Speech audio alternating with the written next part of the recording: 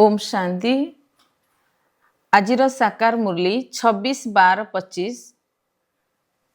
बाबा आजिर मुरलीर सारांश मिठे बच्चे जदि निजर भाग्य को श्रेष्ठ करने को चाहूच तेबे बाबा सहित कथबार्ता करने समय देखा समय बुद्धिर जोग एकमात्र बाबा सहित लगाओ। प्रश्न नुआ दुनियार स्थापनार निमित्त होइथिबा संतान मानंगु बाबा ठारू केउ निर्देश मिली? उत्तर पिला माने तुमर एही पुराणा दुनिया सहित कौनसी संपर्क नहीं। निजर मन एही पुराणा दुनिया रे लगाओ नहीं। जांच कर मु श्रीमत विरुद्ध कर्म करू नहीं तो। आत्मिक सेवार निमित्त हेउछि। धारणा पाई मुख्य सारांश 1 नंबर निजर उन्नति करिया पाई आत्मिक सेवार तत्पर रहिबा को हबो। जहाँ सब ज्ञान रत्न मिली सेगुड़ी को धारण करी अन्य मानकु कराइबा को हबो।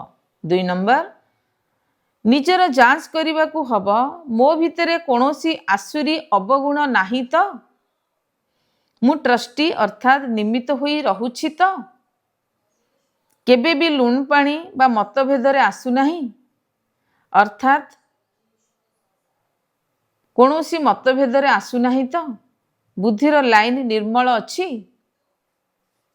आजिर वरदान पुरुषार्थर सूक्ष्म आलस्य को मध्य त्याग करुथिबा ऑलराउंडर अर्थात बहुमुखी प्रतिभा संपन्न तथा अलर्ट अर्थात सजाग हुआ।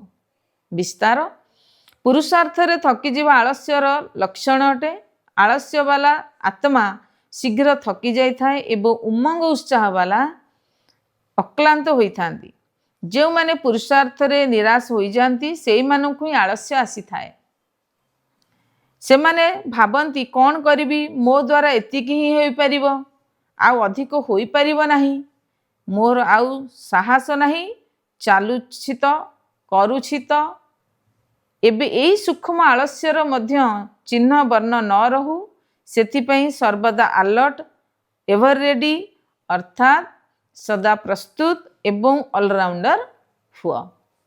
स्लोगन समयर महत्व को सम्मुखरे रखी सर्वप्राप्तिर खाता को पूर्ण रूप से जमा कर। अव्यक्त इशारा एबे संपन्न बा कर्मातीत हेबार तीव्र इच्छा प्रकट कर।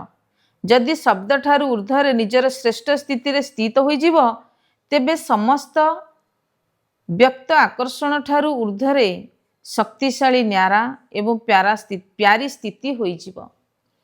जदि गोटे सेकेंड पाई मध्य एही श्रेष्ठ स्थिति रे स्थित होई जीवो तेबे एहार प्रभाव सारा दिन कर्म करिवा समय रे मध्य निज भितरे विशेष शांतिर शक्तिर अनुभव करिवो एवं एही स्थिति को कर्मातीत स्थिति बा बाबांग समान संपूर्ण स्थिति कुहा जाए। ओम शांति।